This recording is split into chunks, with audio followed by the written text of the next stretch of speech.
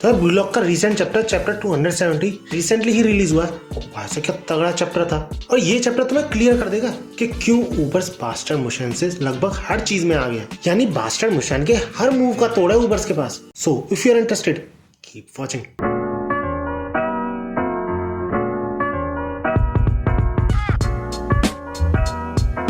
तो पिछले हमने कुछ चैप्टर्स में देखा ही है कि कैसे किंग के इतना मना करने के बावजूद सारे team players including master of Ubers यानी स्नफी सब पीछे पड़ते हैं किंग के, जिसके बाद एट द एंड किंग मान ही जाता है एक टीम प्लेयर की तरह खेलने पर, जिसके की बदले में किंग स्नफी से ये मांगता है कि वो उसे किंग बनाए फुटबॉल वर्ल्ड का। और इस तरीके से तुम यूं कह सकते हो कि ऊबर्स की टीम यूनाइट हो जाती है और one of the most powerful team बन जाती है नियो ईगोइस्ट लीग की, क्योंकि किंग को एक ऐसी आइडियल टीम मिल जाती है जो कि वो हमेशा से चाहता था, यानी एक ऐसी टीम जिसमें कि हर प्लेयर उसको सर्व करे, यानी उसके अकॉर्डिंग खेले। इसके बाद हमें चैप्टर 217 में शुरुआत में ही ये दिखाया जाता है बोरो के इस गोल को देख के पब्लिक बावली हो रही होती है, जिसके बाद हम देखते हैं गगामारू और स्नफी के रिएक्शन को, जो कि कम्प्लीटली डिफरेंट होते हैं। गगामारू भी लाइक क्यों, कैसे, कब, और स्नफी भी लाइक ये हुई ना बात। और इसी के बाद हम किंग के गोल का सेलिब्रेशन देखते हैं, जिसमें कि सिंधो किंग के ऊपर एक तरीके से चढ़ रहा होता है, ऐसी पोजीशन ले रखा होता है। और तुम इसी सीन से यानी इसी पैनल से गैस कर सकते हो कि किंग कितना चेंज हो चुका है, क्योंकि ऐसा ही कुछ नागी ने भी किया था, तुम्हें याद हो तो। लेकिन उस टाइम किंग ने नागी को उठा के फेंक दिया था जमीन पे। इसके बाद किंग ईसाई को चढ़ाते हुए ये बोलता है, क्या हुआ सागी, बस इतना ही दम था तुम में, यू शिटी लूजर। और वैसा इस पे सागी बिल्कुल चुप, क्योंकि भैया बंदे को बोलने के लायक ही नहीं छोड़ा था। और सागी इस चीज से ज्यादा शौक था कि वो कितना भी सोच ले, उनके इस प्ले को रोकने का कोई तरीका ही नहीं था उसके पास, और ना अभी है, क्योंकि उन्होंने ऐसा प्ले स्पेसिफिकली ईसाई को डिस्ट्रॉय करने के लिए ही खेला था, जिस वजह से उन्होंने पहले ही ईसाई के पास बॉल जाने दी थी। लेकिन ईसाई इसी के साथ ये भी सोच रहा था कि इस तरीके का प्ले बिना कोई प्रिपरेशन के खेला ही नहीं जा सकता, क्योंकि इस तरीके के प्लान को एग्जीक्यूट करने के लिए हर बंदे को पता होना चाहिए कि उसे क्या करना है और कब करना है, जो कि इम्पॉसिबल है बिना हार्डकोर ट्रेनिंग के। दैट्स व्हाई सागी को ये क्लियर हो जाता है कि ऊबर्स के पास ऑफेंस और डिफेंस दोनों के लिए काफी सारे प्लान्स हैं, और यही चीज बैकबोन ऑफ स्ट्रेंथ है ऊबर्स की, जो कि हम सबको ऑलरेडी पता चल ही चुका था स्नफी से पहली मुलाकात में ब्लूलॉक प्लेयर्स की। लेकिन इनमें से कुछ भी बोरो का वो शॉट एक्सप्लेन ही नहीं करती, क्योंकि बोरो ने गगामारू के टाइमिंग का फायदा उठाया,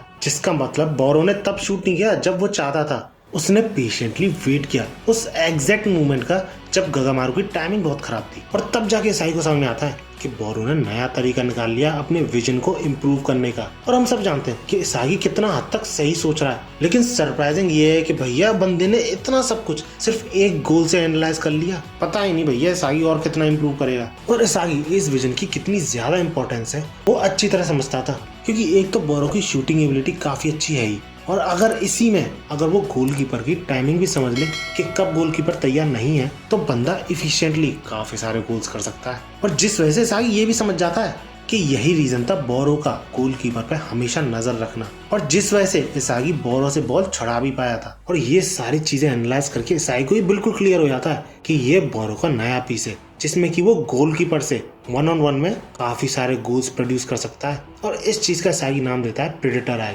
जो कि उसके मेटा विजन से काफी अलग है। अब मैं एक चीज प्रेडिक्ट करता हूँ, आई थिंक इसागी फ्यूचर में इन आंखों भी रेप्लिकेट कर पाएगा, क्योंकि इसी तरह उसने एनालाइज करके तो मेटा विजन भी सीखी थी। तुमको क्या लगता है, लेट मी नो इन कमेंट्स, मैं जरूर पढ़ूंगा और रिप्लाई भी दूंगा उन कमेंट्स का, एटलीस्ट जितना हो सकेगा मुझसे। इसके बाद हमें दिखाया था नेस, जो कि अंदर अंदर खुद ही को गाली सी दे रहा होता है कि भैया मैंने अभी तक कुछ भी नहीं किया।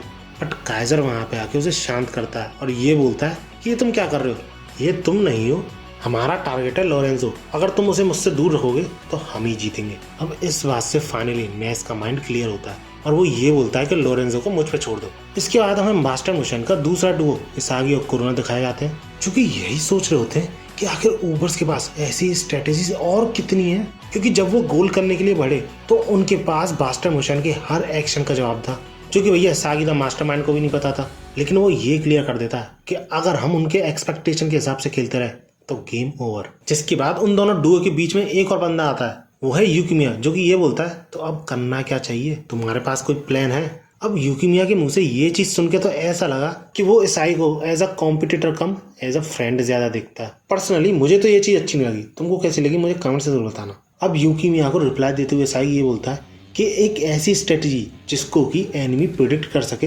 बेकार होती है, और तुम्हें याद है नोआ ने मैच से पहले क्या बोला था? इस गेम को जीतने की होगी 1 वर्सेस 1 डुअल में जीतना। और ऐसी ही कुछ बातों के साथ मैच फिर से शुरू हो जाता है और काइजर नेस एक दूसरे को बॉल पास करते हुए आगे बढ़ रहे होते हैं, क्योंकि उन्हें पता था वो मिडफील्ड को तो कंट्रोल कर सकते हैं, लेकिन प्रॉब्लमेटिक है पेनल्टी एरिया के पास वाला एरिया। बट कुछ भी सही, उसे ये क्लियर था कि वो काइजर की हेल्प करेगा जो भी उससे हो सके। और इतने में ही काइजर को टैकल करने आया था लोरेंजो, क्योंकि वैसे तो काइजर से 1 वर्सेस 1 एक्सपेक्ट कर रहा था, लेकिन काइजर नेस की हेल्प लेते हुए आगे बढ़ता है और जब नेस काइजर को बॉल पास करता है तो तुरंत ही लोरेंजो हंसने लग जाता है, ये बोलते हुए कि नेस काफी ज्यादा स्ट्रांग हो गया तुम पहली बार से। जिसमें नेस एटीट्यूड में बोलता है आई एम काइजर्स शील्ड, जिसपे लोरेंजो भी हंसते हुए बोलता है अच्छा बट ये पैटर्न तो। और इतना बोलते ही एंट्री होती है आर्यू की, जो कि इतने सारे चैप्टर्स बाद हमें एक्शन में दिखा है। अब ये अपनी हाई जंप की वजह से जो काइजर को पास हुआ था उसे इंटरसेप्ट कर देता है, जिसपे इगाराशी और ह्यूरी शॉक हो जाते हैं। किस तरीके के सिमुलेशन में ट्रेनिंग की है इन लोगों ने कि ये सब भी उनके एक्सपेक्टेशन में ही आता है। अब बॉल क्योंकि नेस की तरफ आ रही थी तो काइजर वापस से बॉल रिसीव करने को बोलता है नेस से, लेकिन यार इस वक्त नेस के पास one of the new generation world 11 खड़ा था, यानी लोरेंजो, जो कि अपनी पोजीशन बना लेता है उस बॉल को रिसीव करने के लिए। जिसपे ह्यूरी इसी सोच में कि अगर लोरेंजो के हाथ फिर से बॉल चली गई तो फिर से ऊबर्स काया पलट कर सकते हैं इस मैच के रोटेशन की। बट एंड मोमेंट पे आके फिर से अपना हीरो प्रोटैगनिस्ट इसागी वहां पे पहुंच जाता है और उस पास को खुद रिसीव कर लेता है, ये बोलते हुए कि ये सब काफी नहीं है लोरेंजो। जिसके बाद भैया इसागी अपनी फॉर्म में कि नेस से लेकर आर्यू के बॉल छीनने तक उसने वो सब देखा था और एनालाइज किया था और फाइनली उसके पास बॉल भी आ गई है। जिसका मतलब इसागी के अकॉर्डिंग ये था